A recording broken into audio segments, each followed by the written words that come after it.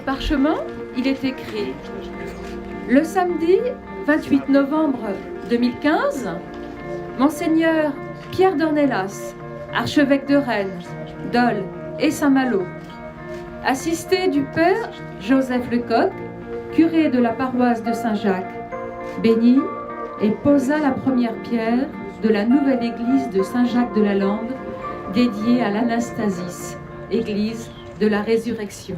Oh, happy day. Oh, happy day. Happy day. Oh, happy day. Jesus was. When Jesus was. When Jesus was. Jesus was. When Jesus was. Lead the way. Oh, happy day. Oh, happy day.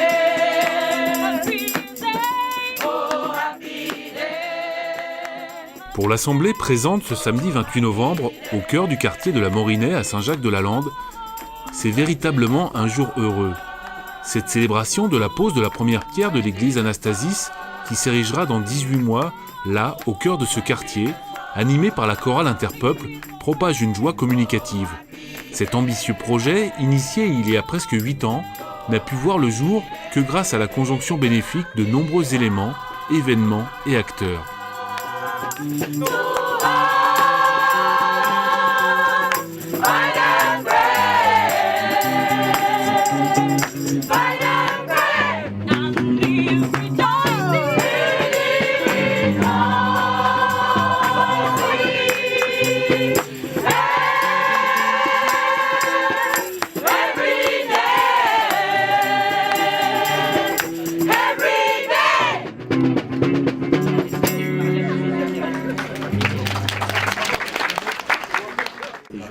De réfléchir pour voir.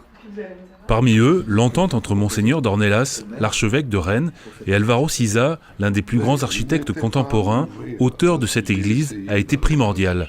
Quelques minutes avant le début de la célébration, les deux hommes s'étaient retrouvés dans l'appartement du père Lecoq, en mission pour l'église d'Ille-et-Vilaine. Jean-Pierre prend la décour et là également, l'architecte d'opération. Même à quelques minutes de la pose de la première pierre, les trois hommes ne peuvent s'empêcher d'évoquer les dossiers à faire avancer. Comment un architecte peut tenir compte de cette dimension d'une manière ou d'une autre? Pour le père Joseph Lecoq, installé depuis 15 mois dans cette paroisse en devenir, cette célébration est une première étape qu'il attendait impatiemment. Et bienvenue en ce lieu où s'élèvera une nouvelle église. Bienvenue à vous, Monseigneur l'archevêque, qui présidez cette célébration. Depuis longtemps, vous attendiez, nous espérions, cet heureux temps. La première pierre est préparée. C'est du beau granit breton. Et cette pierre est lourde, mais elle est lourde de l'espérance qu'elle porte en elle. L'église, ici, s'appellera l'Anastasis, en lien avec l'Anastasis qui est à Jérusalem. L'Anastasis, ça signifie la résurrection. C'est le lieu où de la mort a surgi la vie. Ce petit bijou, avec cette lumière et cette pureté de cette église, dessinée et pensée par Alvaro Siza, portera le nom de l'Anastasis. Ici, à l'Anastasis, viendront des personnes âgées et des enfants, des adultes ayant des papiers ou des adultes étant sans papiers, des personnes malades ou des personnes en bonne santé, des personnes pour le mariage ou des personnes pour le baptême, des personnes en quête de sens. Dans ce quartier multiculturel et multicultuel, la création d'une nouvelle église catholique peut susciter la réprobation. Emmanuel Couet, le maire de la commune, approuve sans réserve l'édification de la nouvelle église Anastasis. La présence du premier magistrat de la commune dans un moment important pour la paroisse, qui est aussi une communauté dans la communauté des citoyens de Saint-Jacques, ça m'a tout simplement paru évident et naturel. Ce projet de nouvelle église comme étant un projet de tolérance, d'ouverture aux autres dans la diversité de la ville, la diversité de ses origines, mais aussi, puisque vous y avez fait allusion, la diversité des religions. Donc, qu'est-ce qu'on fait aujourd'hui? L'entente entre l'homme de foi, Pierre Dornelas, et l'homme de l'art, Álvaro Siza, s'est forgée sur la volonté commune d'offrir aux habitants de cette ville nouvelle un havre pour épanouir leur dimension spirituelle. Il faut que j'aille voir ça. Au Brésil, voilà. Et oui, Portugal aussi. Portugal et Brésil. Voilà. Magnifique. Brésil. Et vous êtes d'où? Du Congo-Brazzaville. Oui, le tout petit Congo. Parce qu'il y a deux Congos. Álvaro Siza, lui l'architecte solitaire et taciturne, est un peu mal à l'aise dans cette assemblée enthousiaste et bruyante. Néanmoins, ses élans de sympathie spontanée le touchent et le confortent. Son église sera au service de la vitalité de cette population pleine d'espérance. Et c'est de bon gré qu'il se prête au rituel de la photo de famille, aux côtés de Monseigneur Dornelas radieux. Pour ces deux hommes de conviction, la construction de l'église Anastasis est importante dans leur cheminement respectif. On rencontre encore, oui, sûrement. Parce que je pense à moi demain.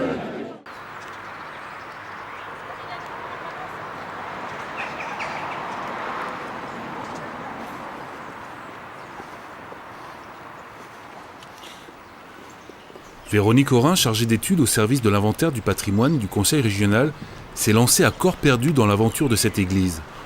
Membre de la commission diocésaine d'art sacré, c'est avec enthousiasme qu'elle a intégré le comité de pilotage du projet, aux côtés de personnalités tout aussi enthousiastes qu'elle, les architectes Hervé Chouinard et Jean-Pierre Prandtlat-Descours, et le père Roger Blot, expert du patrimoine religieux. C'est en 2004 que le diocèse achète une parcelle à la Morinay, qui est appelée à cette période à devenir déjà le centre-ville de la commune.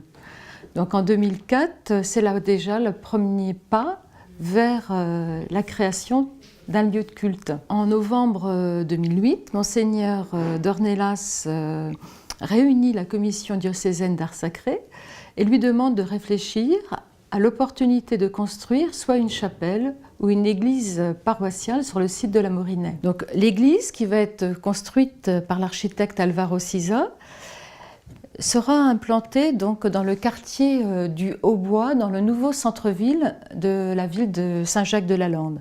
En fait, il s'agit d'une implantation un petit peu particulière. Donc nous sommes sur la route de Redon, c'est au deuxième rond-point. Nous pourrons voir donc l'église qui est située rue du Haut-Bois et également au centre d'un axe traversant de la ville. C'est-à-dire cet axe traversant part du cimetière vers l'esplanade où se trouvent tous les équipements publics. Elle est située au centre d'un cheminement important de la nouvelle ville.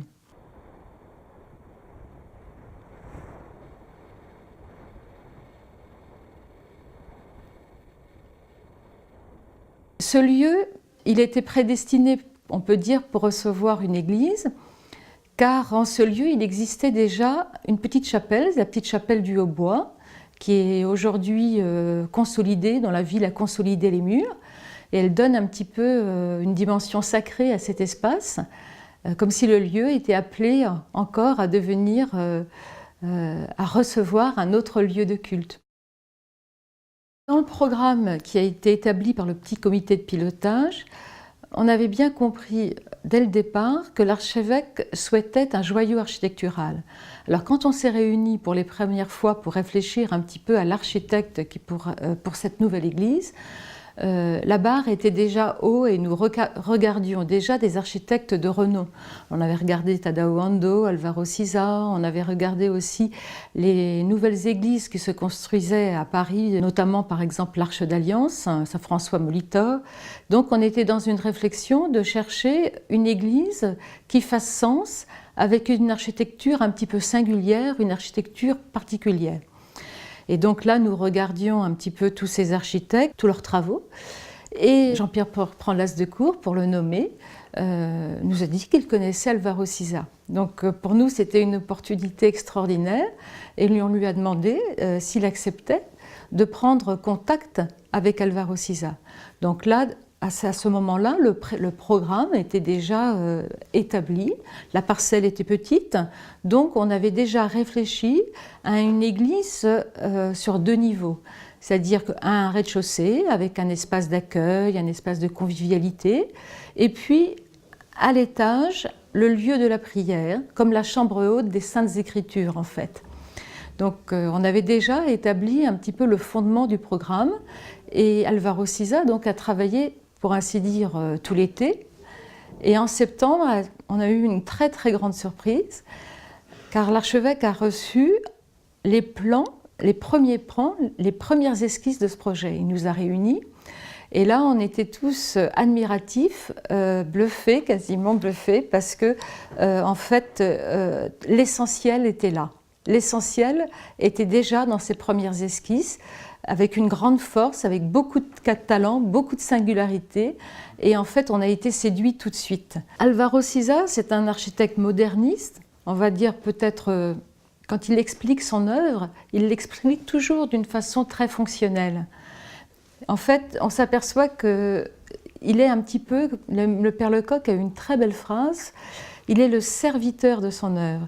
Il nous donne une œuvre de qualité, c'est à nous de s'en saisir et de l'interpréter. Le père Joseph Lecoq, il y a 8 ans, alors curé de la paroisse Sainte-Thérèse-Sacré-Cœur, avait bien entendu parler de ce projet d'église, mais sans y prêter une attention particulière. Il y a 15 mois, à presque 75 ans, après une vie de prêtre diocésain bien remplie, il s'apprêtait à être déchargé de son ministère paroissial. Mais c'était sans compter les desseins que Monseigneur Dornelas envisageait pour lui. C'est lui, Joseph Lecoq, qui l'a choisi pour être le premier curé de cette paroisse en devenir. Son presbytère sera cet appartement au cœur du quartier, attenant à l'église. Lorsque l'archevêque m'a proposé ce challenge-là, j'ai dit oui, parce que je me dis, bon, c'est une chance aussi pour vivre autre chose, pour créer autre chose, pour faire naître du neuf.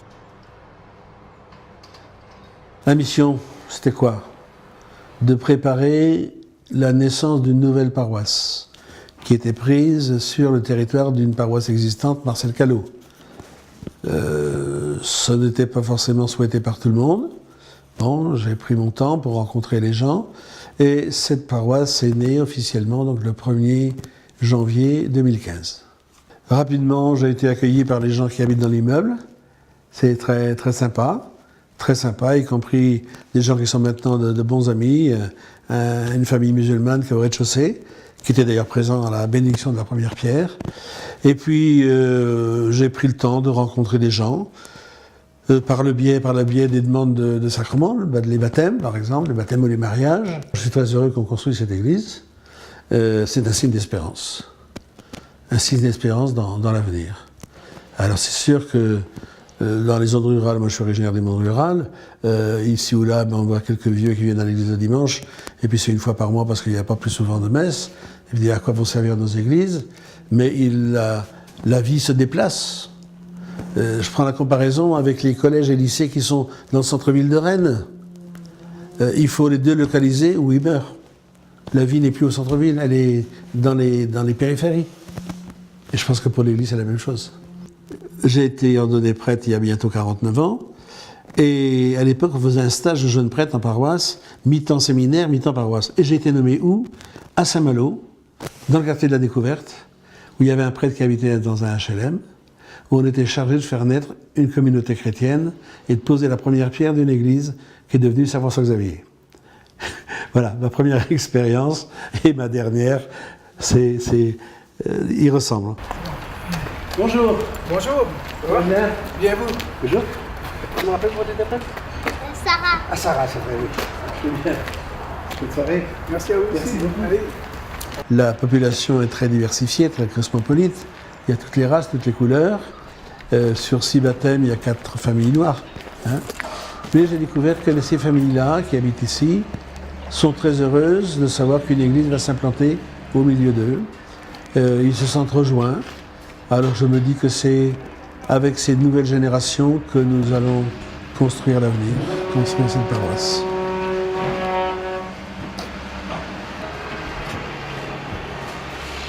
Elle va faire signe sûrement dans ce quartier.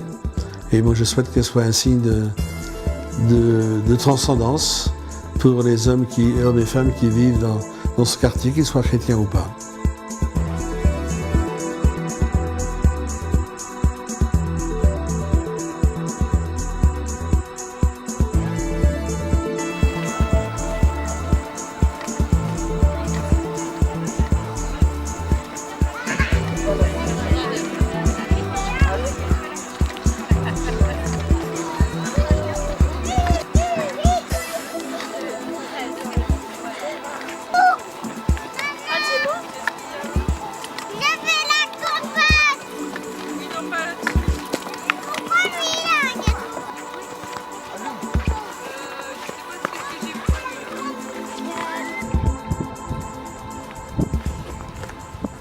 En Ille-et-Vilaine, il n'est pas envisageable qu'un projet d'église ne se réalise sans la participation du père Roger Blot, l'expert du patrimoine religieux du diocèse de Rennes.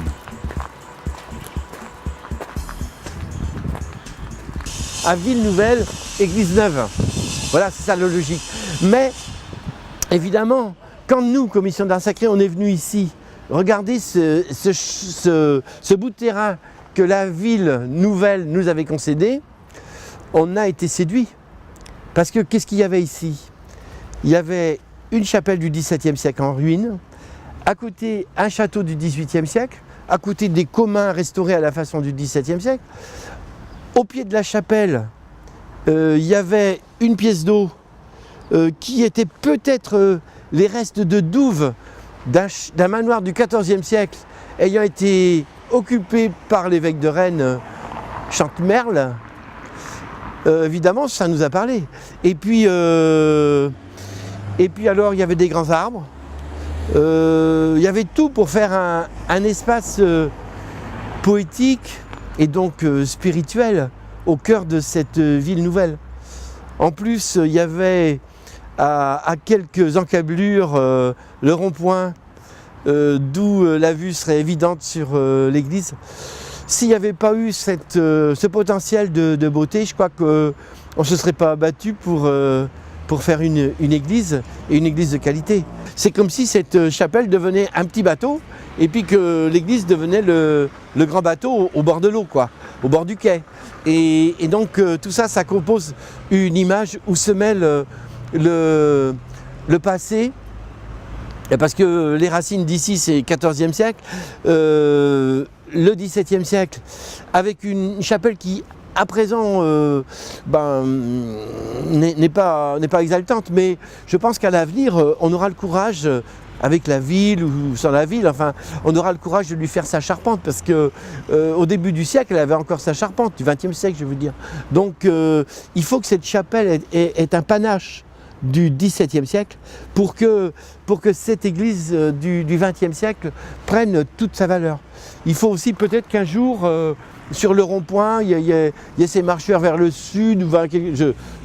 C'est pas à moi de gérer ça, bien entendu, mais ça me fait rêver tout cet espace, que c'est une église évidemment circulaire, comme ça fait très stable, mais en même temps ça s'envole, et en même temps ça nous pousse vers ailleurs, quoi.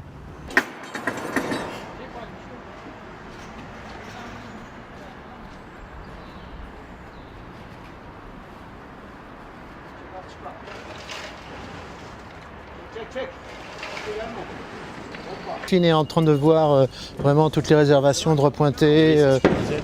Je vais l'envoyer chez EVP demain pour vraiment ajuster les plans. Il reste encore, mais ça va, je veux dire, je vais faire le tour. C'est plutôt bien. Jean-Pierre Prend-la-Décour a été un acteur décisif de ce projet. C'est lui qui l'a présenté à Alvaro Siza. Sur le chantier, c'est lui, l'architecte d'opération, le dépositaire de l'œuvre. Il veille à ce que l'œuvre de l'architecte portugais soit respectée dans ses moindres détails. Très légèrement biseauté, mais ce que je veux pas, c'est retrouver... Quart de rond, quoi. Vous voulez pas le quart de rond? Je veux pas le quart de rond comme ça. Ça, à la limite, la question, c'est, je pense que ça pose pas de problème si on pose le marbre ici. Chaque époque a besoin de marquer son temps avec des bâtiments qui existent déjà peut-être dans l'histoire, mais qui ont besoin de se renouveler et qui ont besoin de donner une nouvelle image d'un certain message, un message sociétal, un message ici religieux. Et donc à un moment donné, investir ce message dans une nouvelle architecture, c'est assez enthousiasmant et puis c'est assez contemporain d'une certaine manière. Faire une église, vous savez, je pense que c'est un sujet assez compliqué. Pour moi, je trouve que c'est un programme extrêmement passionnant, très très intéressant, mais je pense que c'est un sujet de maturité, quoi, pour un architecte. C'est vraiment quelque chose de particulier. On le voit dans la production architecturale des églises contemporaines. Parfois, est-ce que c'est vraiment des églises? Le bâtiment est un bâtiment qui a une certaine densité, qui n'est pas percé, qui a un volume, donc il a une plasticité. C'est un objet aussi qui est plastiquement assez riche. Vous le verrez quand il va monter, et qui travaille sur un unique matériau. Extérieurement, c'est du béton blanc. Donc tout le bâtiment va être entièrement d'une seule matière, comme l'étaient les anciennes églises qui sont toutes en pierre. Évidemment, que vous connaissez, les grandes églises sont toutes en pierre. Et donc là, c'est l'idée d'avoir un matériau unique comme une représentation moderne de cette valeur religieuse qui est portée par l'architecture des bâtiments comme les églises. C'est un objet architectural, c'est un projet architectural, c'est un lieu architectural qui, j'espère en tout cas, vu la qualité de cet architecte, voilà, qui est connu mondialement, sera un bel objet, sera un beau lieu d'une certaine manière. Il va y avoir une place devant, il va y avoir à un moment donné une certaine ambiance. Il y a cette mare qui est derrière nous qui va être mise en eau. Donc à un moment donné, c'est un lieu aussi d'une certaine manière. Il n'empêche, les gens pourront s'asseoir au bord de la mare, peut-être rentrer dans l'église ou pas rentrer dans l'église, mais c'est un lieu effectivement d'accueil. Donc je pense qu'il faut le voir comme ça. Bon. Après, les réactions locales, je ne sais pas quelles seront, mais c'est pas en soi un lieu... alors on peut rentrer ou ne pas rentrer dans une église finalement. Mais qui sont les gens qui ne rentrent pas dans les églises aujourd'hui? Regardez quand vous allez visiter des villes en Espagne, en Italie par exemple, pour citer des endroits où il y a beaucoup d'églises.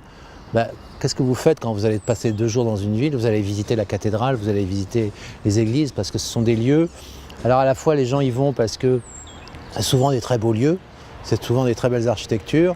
Et puis à la fois aussi, je pense, il y a aussi quelque chose à chaque fois qui se passe quand on rentre dans la cathédrale de Florence ou quand on trône à Saint-Pierre de Rome, si vous voulez. On est saisi par quelque chose, voilà.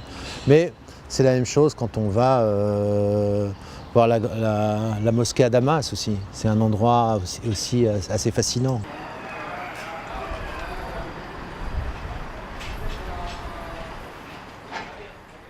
Si l'église Anastasis de la Morinée à Saint-Jacques-de-la-Lande ne prétend pas la magnificence de la grande mosquée de Damas, elle aspire à en devenir le joyau. Chouïa encore.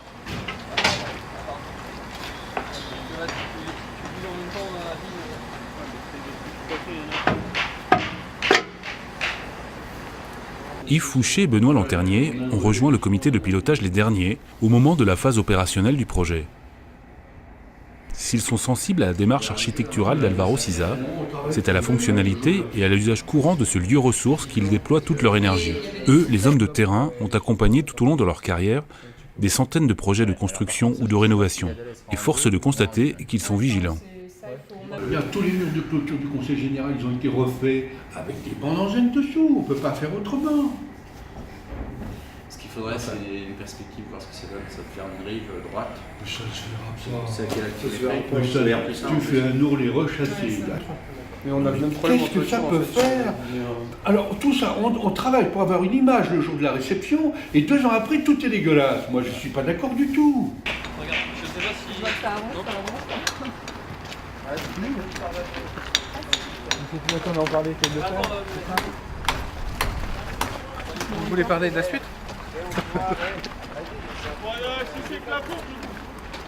Là on commence nos corbeaux.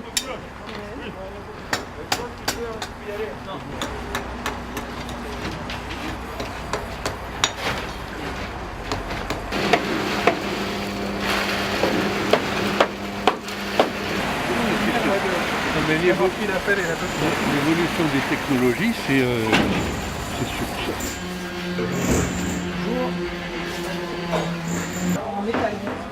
Regardez, c'est le village et la mise en œuvre. Bien évidemment, là, ils sont des trucs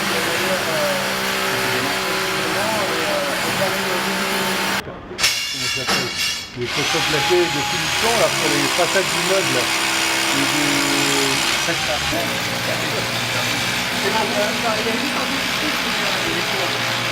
Il y a deux éléments. Il y a la technique, c'est-à-dire la pérennité de l'ouvrage sur le plan technique, et puis la pérennité esthétique et la pérennité fonctionnelle. Mais il y a l'autre côté sur lequel on a beaucoup travaillé, c'est l'usage, c'est-à-dire comment on va s'en servir et comment ça sera pratique de s'en servir. Par exemple, il faut penser par exemple à la manière dont la personne qui va fermer l'église le soir, comment elle va faire pour s'assurer qu'il n'y a pas quelqu'un qui va rester au chaud la nuit. Donc ça c'est compliqué avec les étages, avec l'ascenseur, avec différents escaliers. Donc on a vu tout ça au fur et à mesure. L'église du XXIe siècle, c'est-à-dire qu'elle est connectée. Il faut avoir ici possibilité de se rassembler pour écouter une conférence sur KTO. Il faut avoir aussi des caméras qui prennent là-haut dans l'église. Il faut avoir des caméras qui prennent la cérémonie s'il y a un peu de public qui est resté en bas. Tout ça, on a rajouté tout ça pour que l'église soit vraiment fonctionnelle dans la manière de vivre des gens d'aujourd'hui. Par exemple, les catéchistes pourront projeter à l'Assemblée ici ce qu'ont fait les enfants du catéchisme pendant le trimestre. Ou de la même manière, on pourra projeter peut-être quelque chose ici pour une paraliturgie, faire quelque chose de sympa. Comme les gens savent le faire aujourd'hui, n'importe quel père de famille, il peut monter un petit truc avec son ordinateur en vitesse pour illustrer quelque chose. Donc on pourra faire tout ça. Et ça, c'est vraiment l'Église du XXIe siècle qui vit avec son temps.